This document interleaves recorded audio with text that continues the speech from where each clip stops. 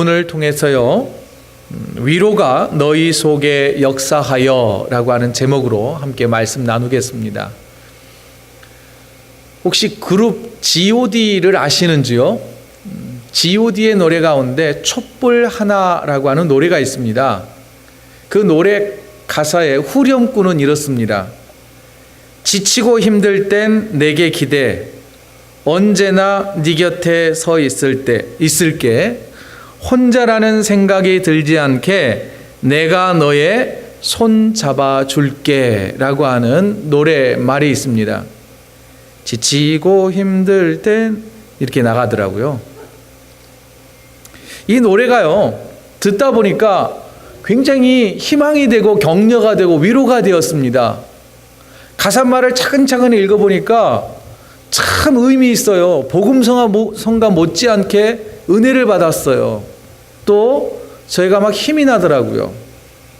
왜 그럴까요?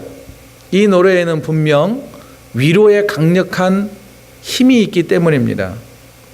오늘 본문인 고린도후서 1장도요, 성경 66권 가운데 위로라고 하는 단어가 가장 많이 기록되어 있는 성경입니다. 3절부터 7절까지 이 짧은 구절 속에 위로라고 하는 단어가 무려 10번이나 기록되어 있습니다. 사도 바울이요, 고린도 교회에 두 번째 보낸 편지가 이 고린도 후서인데, 왜 그러면 이 짧은 구절 안에 위로라고 하는 단어가 아주 여러 번, 그것도 문법을 다 파괴하면서까지 이 위로라고 하는 단어를 많이 사용하고 기록했을까요? 분명 사도 바울에게 위로가 필요했기 때문이라고 생각됩니다. 왜 그런 거 있잖아요. 우리가 원하는 것 말이나 글로 표현할 때가 있잖아요. 누구야 커피 먹고 싶어? 이 말은 뭐예요? 내가 커피 먹고 싶다는 거거든요. 오늘은 좀 일찍 들어가서 쉬실래요? 이 말은 뭐예요? 내가 일찍 들어가서 쉬고 싶다는 표현을 넌지시 표현한 거 아니겠습니까? 또한 사도 바울이 위로라고 하는 단어를 여러 번 언급한 걸 보면 편지의 수신자인, 편지를 받아보는 고린도 교회 성도들도 뭔가 굉장히 어려운 일들이 있어서 위로가 필요한 상황에 놓여 있었다라고 하는 것을 짐작해 볼 수가 있습니다. 자, 그러면 도대체 이 사도 바울과 고린도 교회 안에는 도대체 어떤 일들이 있었길래, 어떤 고난과 어떤 역경이 있었길래 그토록 위로라고 하는 것을 강조를 했는지 한번 살펴보도록 하겠습니다. 지도를 한번 보실래요? 이 고린도 교회는요, 사도 바울이 2차 전도 여행 때 방문해서 브리스길라와 아굴라라고 하는 부부와 함께 1년 6개월 정도 그곳에 머물면서 교회를 개척했습니다. 바울과 브리스길라와 아굴라 부부의 이 헌신적인 섬김에 의해서 고린도 교회는 아주 크게 성장을 합니다. 든든하게 성장을 해요.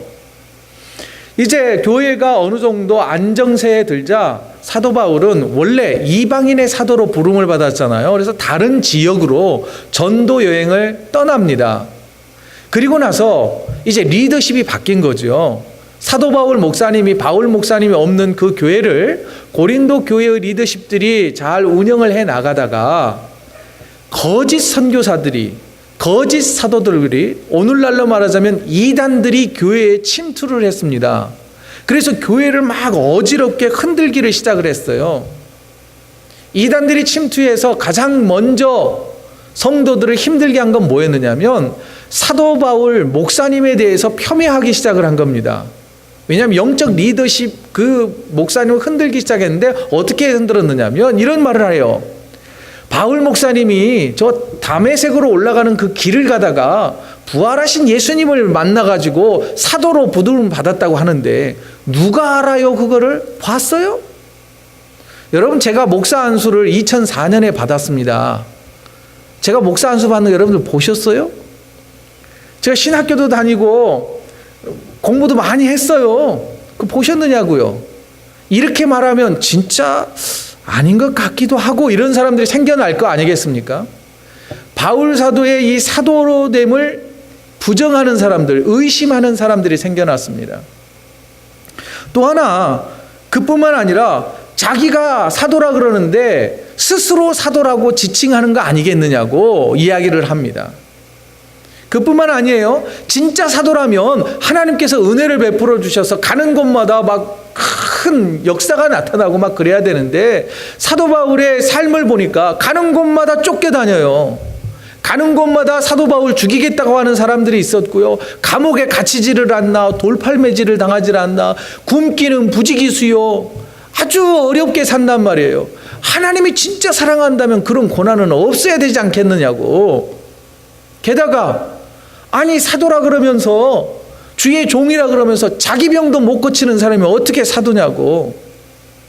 바울에게 있어서는 안질이라고도 하고 간질이라고도 하는 이 두 병이 정확히 어떤 건지는 모르겠지만 그가 죽을 때까지 고질병을 달고 살았습니다.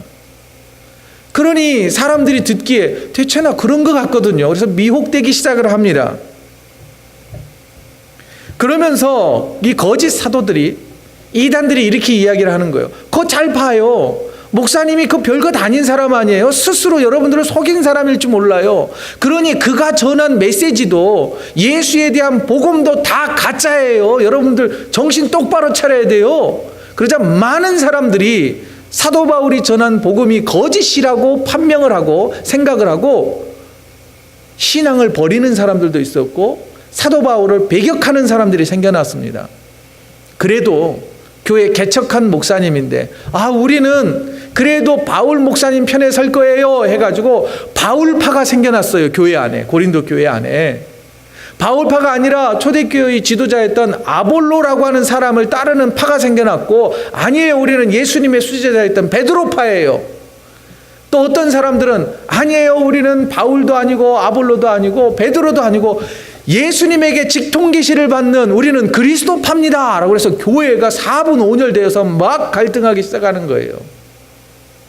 그뿐만 아니라 고린도 교회 안에는요, 성도들끼리 막 시기 질투하고 싸우다가 법정으로 가서 고소 고발하는 사건들이 막 비일비재하게 나타나고, 이 가정과 저 가정이 서로 막 엉켜가지고 성적인 문제가 나타나죠. 그뿐만 아니라 방언할 줄 알아요? 못해요? 그러면 믿음도 없네요. 그러면서 은사 문제 가지고 사람들 깔보고 함부로 평가하는 일들이 나타났습니다. 예수님의 부활에 대한 논쟁, 성만찬을 하는 논쟁으로 인해서 교회가 아주 문제 덩어리가 돼버린 거예요. 이 소식을 선교하러 돌아다니던 사도 바울이 듣게 됩니다. 자기가 개척한 그 교회가 잘 성장하다가 심한 갈등 안에 놓여 있다고 하는 것. 특별히 거기에는 누가 지금 침투했어요? 거짓 선지자들과 거짓 사도들과 이단들이 침투해서 교회가 위기 가운데 빠져 있다는 소식을 듣게 된 거예요. 이 소식을 들은 사도 바울은요, 급한 마음에 선교 일정을 접고 다시 고린도로 돌아갑니다. 성사학자들은 돌아갔다고 분명하게 말해줍니다. 돌아갔는데 많은 성도들이 바울 오지 말래요. 목사님은 필요 없어요. 당신은 거짓 교사고 거짓 사도인데 우리가 어떻게 당신을 받아들일 수 있습니까? 라고 그래서 눈물을 머금고 다시 에베소로 돌아가야만 했었습니다.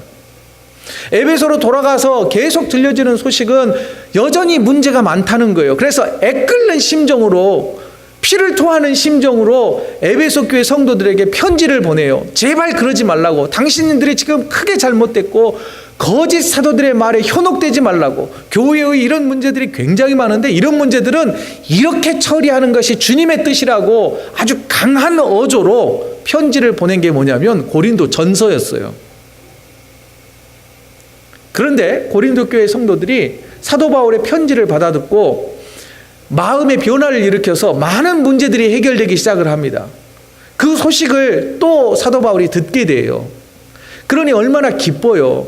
자기가 보낸 편지글을 읽고 교회가 점차 안정을 해간다는 소식을 들으니까 너무 기뻤어요. 하나님께서 나를 위로해 주시는구나, 나를 격려해 주시는구나 라고 생각을 했어요. 하지만 여전히 고린도 교회는 문제가 있습니다. 사도 바울을 사도로 인정하지 않고 아직 해결되지 않은 많은 문제들이 있습니다. 그 가운데서 교회를 정성화하고 믿음을 지켜가기 위해서 고군분투하고 고난 가운데서도 믿음으로 서보려고 노력하는 성도들이 있었어요. 그러니 그 성도들을 위로하고 격려하고 싶은 마음이 사도 바울에게 있었던 거예요.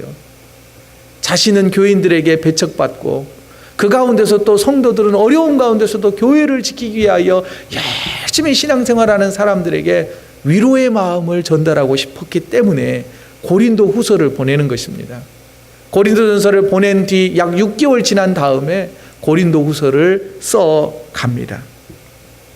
그래서 사도 바울은 자신에게도 위로가 필요했고 고린도 교회 성도들에게도 위로가 필요했으니 초반에 서두에 글을 쓰자마자 인사를 나누고 하나님의 위로가 있기를 원합니다. 위로가 있기를 원합니다. 위로가 있기를 원합니다. 라고 하면서 10번이나 위로를 반복하며 강조하고 있었던 것이지요.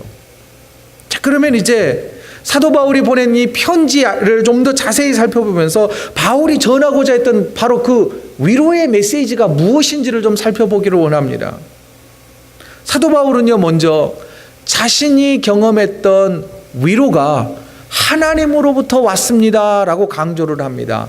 본문 3절을 보시죠. 찬송하리로다. 그는 우리 주 예수 그리스도의 하나님이시요 자비의 아버지시요 모든 위로의 하나님이시며, 사랑 많은 아버지 하나님이 나의 아버지시고 하나님이시며 그 하나님은 모든 위로를 주시는 하나님이시다라고 강조하고 있습니다. 또한 자기의 신앙 고백이에요. 여러분, 이걸 믿으십니까? 하나님은 저와 여러분들을 위로해 주시는 위로의 아버지시라고 하는 것을 믿으시기 바랍니다. 또한 그러면 사도 바울이 전하는 그 위로라고 하는 그 단어의 뜻은 무엇일까요? 10번이나 반복된 위로라고 하는 단어는요, 조금 더 우리 유식하게 헬라어 공부를 좀 해보겠습니다. 헬라어로 이렇게 되어 있습니다. 파라클레시스라고 하는 단어를 씁니다. 파라라고 하는 뜻은요, beside, 바로 곁에 있다라고 하는 뜻이고요. 클레시스는 콜, 부른다는 거예요. 그러니까 힘들고 지칠 때 누군가를 부르는 거예요. 부르지 않아도 누군가가 내 옆에서 내 말을 들어주고 격려해주고 손잡아주는 것, 이게 바로 위로라고 하는 단어입니다. 이걸요, 의역을 해보면 사람이 혹독한 시련을 겪을 때 그의 곁에 서서 그를 격려하는 것. 혹시 주위에 손 닿는 분 계시면 손을 한번 잡아보세요. 손을 하지 마시고 좀 잡아보세요. 이렇게. 그게 바로 위로라고 하는 단어의 사전적 의미입니다. 그런데요, 사도 바울이 이 파라클레시스라고 하는 위로라고 하는 단어를 쓰는 여러 또 배경 가운데는 이 파라시스라고 하는 단어가 바로 우리를 항상 곁에서 위로해 주시는 성령님이라고 하는 단어와 어근을 똑같이 쓰고 있습니다. 성령님이라고 하는 헬라어 단어는요, 파라클레토스라고 말합니다. 예수님께서는 이 성령님을 보혜사라고 표현을 하셨고, 보혜사는 은혜로 보호하시는 스승이라고 하는 단어적 의미를 가지고 있습니다. 자, 바울이 사용한 이 위로는 그러면 누구를 생각하면서 떠올린 단어일까요? 바로 우리를 항상 위로해 주시는 성령 하나님을 생각하면서 위로라고 하는 단어를 10번이나 사용한 것입니다. 사도 바울은 지금 고린도 교회 성도들을 향하여서, 또한 우리가 지금 이 고린도 후서를 읽고 있는 오늘날의 성도들에게 하나님의 위로는 성령님의 위로이시고 성령님을 통하여 사랑 많으신 하나님의 위로를 경험하시기를 원합니다 라고 하는 격려의 메시지였던 것입니다. 여러분, 지치고 힘들 때 누가 우리를 위로해 줄까요? 바로 성령 하나님께서 위로해 주신다고 하는 사실입니다. 자기가 경험했던 그 성령님의 위로를 바로 고린도 교회 성도들도 경험하기를 원했던 것이지요. 자, 계속해서 그러면 사도 바울이 말하는 성령 하나님의 위로는 어떤 사람들에게 임할까요? 본문 4절입니다. 본문 4절 다 같이 한번 읽어보죠. 시작. 우리의 모든 환난 중에서 우리를 위로하사 우리로 하여금 하나님께 받은 위로로서 모든 환난 중에 있는 자들을 능히 위로하게 하시는 이시로다. 하나님은요, 여러 다양한 모든 환난 가운데 있는 우리를 위로해 주신다라고 하는 것입니다. 성령님의 위로는 어떤 사람에게 임해요? 우리가 당하는 모든 고난 가운데 있는, 다양한 고난 가운데 있는 모든 사람에게 하나님의 위로가 임한다라고 말씀해 주고 있습니다.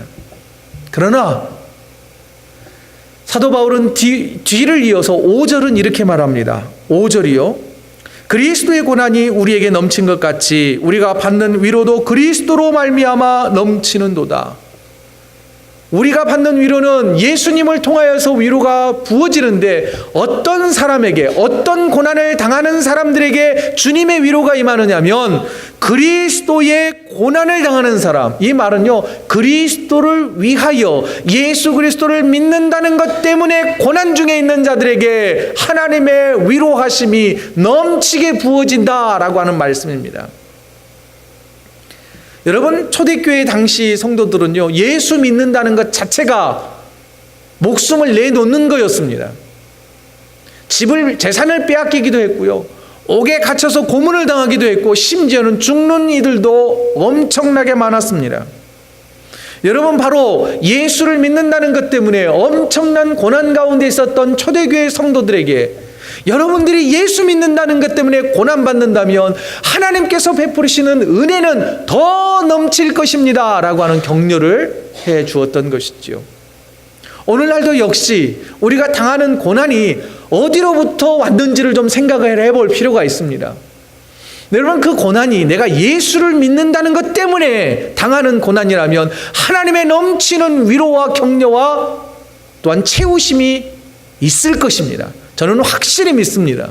예를 들어 이런 거죠. 뭔가를 결정할 때에 내가 그리스도인이라는 것을 자각하면서 내가 좀 포기해야 되고 조금 손해보아야 되고 조금 어려운 길을 가게 된다면, 내가 그리스도인이라는 것 때문에 그렇다면 주님께서 잃은 것, 손해보는 것 더 많은 것으로 갚아주신다고 하는 게 위로의 메시지 아닐까요? 그러므로 여러분, 믿음 때문에 당한 고난이라면 걱정하지 마십시오. 하나님께서 반드시 위로해 주시고 반드시 승리하게 해 주실 것입니다. 또 한 가지 더 생각해 보기를 원하는 것은요, 하나님의 위로를 경험한 우리들에게 주님이 요구하시는 게 있어요. 우리가 당하는 고난을 극복한 다음에 그것으로 끝나는 게 아니라 4절을 보시죠. 다시 4절입니다. 우리로 하여금 하나님께 바른 위로로서 모든 환난 중에 있는 자들을 능히 위로하게 하시는 이시로다. 주님께서는 고난을 극복한 우리들에게, 고난 중에 위로를 경험한 우리들에게 원하시는 게 뭐냐면 너희도 위로자가 되어야 된다라고 요구하신다는 거예요. 헨리 나우엔이라고 하는 분이 쓰신 상처 입은 치유자라고 하는 책이 있습니다. 이 책 내용을 보면 이런 말이 있어요. 자신이 입은 상처는 다른 이들에게 생명과 위로를 주는 원천이 될 수 있다라고 말합니다. 그런데요, 간혹 이런 경우가 있죠. 지금 내가 한참 고난 중에 있어요. 어려움 가운데 있어요. 그런데 이게 아직 해결이 안 됐습니다. 근데 나하고 비슷한 어려움을 겪고 있어요. 그러면 어떻게 해요? 나하고 비슷하니까 위로해주고 싶잖아요. 내가 아직 해결은 안 됐지만 비슷하니까 가서 두 사람이 만나서 서로를 위로하다가 절망에 빠집니다. 왜 그럴까요? 두 사람의 상처가 오히려 더 큰 짐이 되기 때문이죠. 그러면 지금 사도 바울이 말하는 상처 입은 치유자라는 개념은 어떤 개념이냐면, 내가 그 일을 극복해냈어요. 내 힘으로든 하나님의 은혜로든 하나님이 주신 지혜로 극복을 했어요. 충만한 위로를 경험했어요. 그 경험을 가지고 그 사람을 위로해 주는 거예요. 집사님, 내가 알아. 우리 애도 그랬어. 우리 애도 그렇게 속썩이더니 지금은 이렇게 성장을 했네. 내가 그 마음 알아. 나도 다 겪어봤거든. 이럴 때 위로가 되는 거예요. 여러분, 우리가 하나님의 위로를 통하여 치유를 경험할 때에 우리도 또 다른 상처 입은 치유자가 될 수 있을 것입니다. 여러분, 지금 당하는 고난과 아픔과 상처를 딛고 일어서서 우리들도 상처 입은 치유자의 사명을 잘 감당하게 되시기를 주의 이름으로 축원드립니다. 이어서 사도 바울은요, 하나님께서 베푸신 위로의 경험이 우리의 삶에 어떤 영향을 미치는지를 계속해서 이야기를 합니다. 6절인데요. 6절 다시 한번 읽어볼까요? 저 노란 글씨만 읽어보겠습니다. 이 위로가 너희 속에 역사하여 우리가 받은 것 같은 고난을 너희도 견디게 하느니라. 사도 바울은 내가 고난 중에서 위로를 경험했다면 또 다른 고난도 능히 이겨낼 수 있는 믿음이 생긴다는 거예요. 그러면서 사도 바울은 자신의 경험을 이야기합니다. 자신이 많은 지역을 전도하며 돌아다닐 때에 정말 어려운 일들을 많이 경험했습니다. 죽을 뻔한 위기도 엄청나게 많이 겪었지요. 그러면서 이렇게 표현합니다. 그는 내가 사형 선고를 받은 것처럼 죽을 위기에 처했을 때에 하나님만을 바라보며 믿음을 지킬 수 있는 힘과 용기를 내가 하나님께서 주신 위로로 말미암아 얻게 되었습니다 라고 고백하고 있습니다. 그러면서 이어지는 10절에는 이렇게 고백을 해요. 10절은 우리 다 같이 읽도록 하겠습니다. 시작.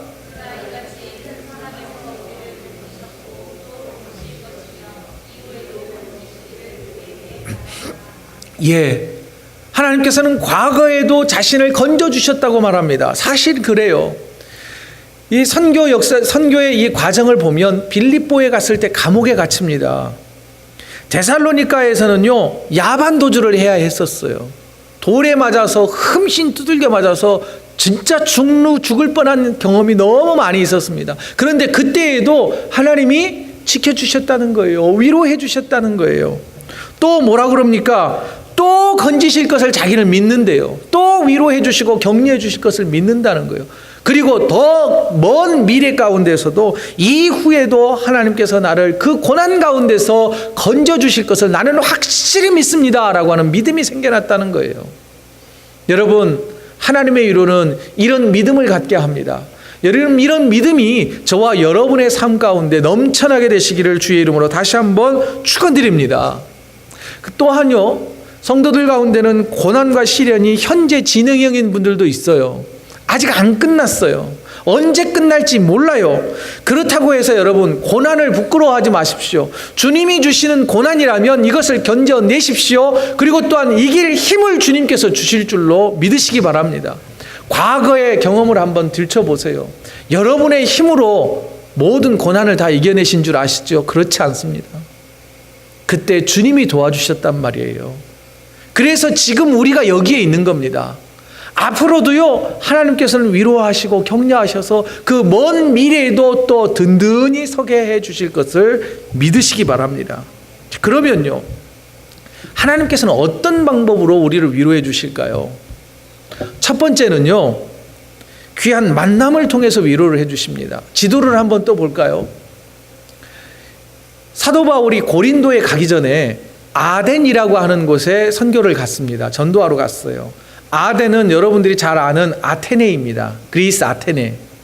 그곳은요, 철학자들이 많이 있었던 곳이죠. 철학과 논리와 문학과 예술이 있었던 도시입니다. 사도 바울도 잘 배웠던 사람이잖아요. 말 잘하는 수사학을 배웠고 논리를 배웠던 사람입니다. 그래서 자신의 지식을 가지고 많은 철학자들을 상대해서 변증하면서 예수 그리스도의 복음을 전했습니다. 그리고 다른 데 갈 때는 항상 동역자들이 함께 갔는데 어찌된 일인지 아덴을 갔을 때는 자기 혼자 갔어요. 나름대로 열심히 다했습니다. 열심을 다해서 전도를 했지만 성경에 보면 몇 사람밖에 예수를 영접하지 못했답니다. 다른 곳에서는 이런 표현이 있거든요. 허다한 무리가 예수를 믿으니라. 다른 곳에서 비교해서 볼 때에는요, 이 아덴에서의 전도 사역은 완전 실패였습니다. 코가 쑥 빠져서 실망과 절망 가운데서 터벅터벅 걸어서 고린도로 이동을 해 갔던 것입니다. 거기에서 누구를 만나느냐면요, 바로 고린도 교회 개척 멤버였던 아굴라와 브리스길라 부부를 만나게 됩니다. 이 두 부부는 원래 로마에서 살고 있었어요.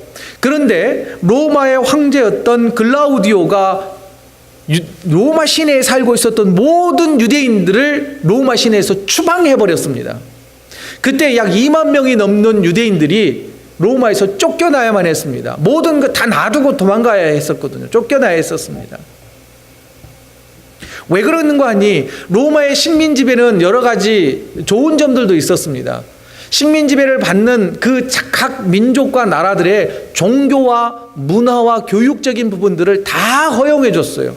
쉽게 말하자면 식민지 관용 정책을 썼습니다. 그러나 단 하나, 로마의 통치에 반하는 사회 문제를 일으키는 종교든 집단이든 어떤 민족이든지 엄벌에 처했었습니다. 로마 시내에 아굴라와 브리스길라 부부가 그리스도인으로 로마 교회가 자생적으로 생겨났었어요. 그런데 로마 교회 안에 유대인 출신 성도들과 로마 출신 성도들 간에 부활이 이러네 저러네 하면서 부활 논쟁이 있었고, 교회는 이런 것이다 저런 것이다 하면서 막 갈등하기 시작을 했습니다. 성경에 보면 이렇게 돼 있어요. 그래서 로마 시내가 적지 않게 소동이 일어난 거예요. 황제로서는 통치에 반하는 사회 문제를 일으키는 유대인들이 꼴보기 싫은 거예요. 그래서 모두 다 죄다 다 유대인들을 로마 시내에서 추방을 시켜버렸습니다. 어쩔 수 없이 타이에 의해서 고린도로 이주를 해 올 수밖에 없었습니다. 그래서 이 아굴라와 브리스길라 부부는 많은 사람들이, 대거에 2만 명이 넘는 사람들이, 수천 명이 고린도에 집결을 하니까 집을 만들어야 되잖아요. 거주 장소가 필요해야 되잖아요. 그래서 두 사람이 텐트, 장막 만드는 업을 가지고 있었습니다. 고린도에서 전도 사역을 실패한 사도 바울도 고린도에 갔는데 성도들이 선교 헌금 안 보내주면 어떻게 해요? 자비량 선교를 해야 되잖아요. 그래서 뭐 할 일 없나라고 하다가 이 장막 만드는 업을 만들고 있는 이 가게에 들른 거예요. 아굴라와 브리스길라 부부 가게에 들러가지고 우리 같이 동업합시다 해가지고 거기에서 시작되어서 고린도 교회가 출발한 것입니다.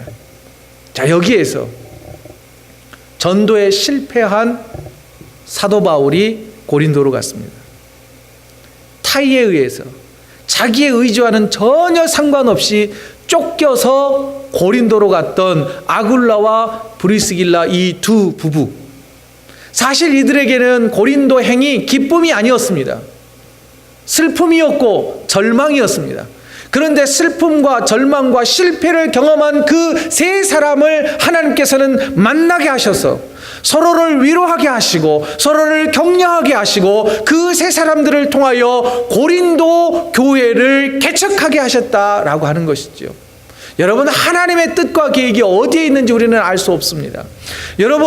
여러분들이 처음부터서 이 태평양을 건너서 이 캐나다에 오려고 계획을 하셨습니까? 여러 계획과 여러 방법을 통하여서 우리는 이 땅에 와 있습니다. 이게 하나님의 뜻이라고 저는 믿습니다. 그리고 보세요. 이 밴쿠버에만 해도 수백 개의 교회가 있지만 같은 성도로 한 교회를 섬기는 성도로서 하나님께서 만나게 하셨다는 거예요. 여러 가지 이유로 만나게 하셨지만 이 만남을 통하여 우리는 서로를 위로하고 격려하며 또한 서로 세워주는 그런 공동체로 하나님께서 우리를 붙들어 주셨다라고 하는 게, 이게 위로의 큰 방법이라는 것입니다. 또 하나 하나님께서 구체적으로 우리를 위로하시는 방법 가운데는요, 말씀을 통하여 우리를 위로하십니다. 여러분, 혹시 삶이 지치고 힘든 분들이 계십니까?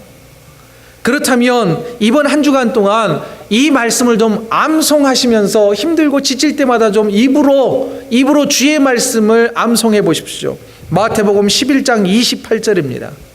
다 같이 한번 읽습니다. 시작. 수고하고 무거운 짐진 자들아 다 내게로 오라. 내가 너희를 쉬게 하리라. 여러분, 힘들고 지치고 어렵습니까? 그때 주님은 우리에게 말씀으로 위로를 주십니다. 수고하고 무거운 짐진 자들아 다 내게로 오라. 너희를 쉬게 할 것이라고. 여러분, 혹시 또 직장을 옮기거나 뭔가 사업을 시작하거나 뭔가 새로운 일을 도전해야 하는 그런 가운데서 좀 어려움과 두려움이 있습니까? 그렇다면 이사야서 41장 13절 말씀을 암송해 보십시오. 다 같이 한번 해볼까요? 시작. 이는 나 여호와 너의 하나님이 내 오른손을 붙들고 내게 이르기를 두려워하지 말라. 내가 너를 도우리라 할 것임이니라. 두려워하지 말래요. 하나님께서 우리를 붙들어 주신대요. 여러분이 하나님의 말씀을, 이 두 말씀을 일주일 동안 암송해 보십시오. 그리고 되뇌어 보십시오. 분명 하나님의 말씀이 저와 여러분들을 위로하실 것입니다.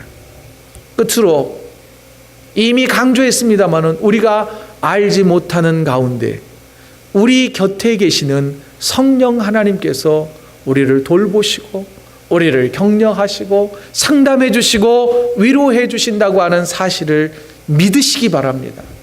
우리가 느낄 수 없어요. 만져볼 수도 없고 맛볼 수도 없고 냄새를 맡을 수도 없는 분이시기는 하지만 분명한 사실은 성령 하나님께서 우리와 동행하고 계신다고 하는 이 사실로 말미암아 위로받는 저와 여러분 되어지기를 원합니다.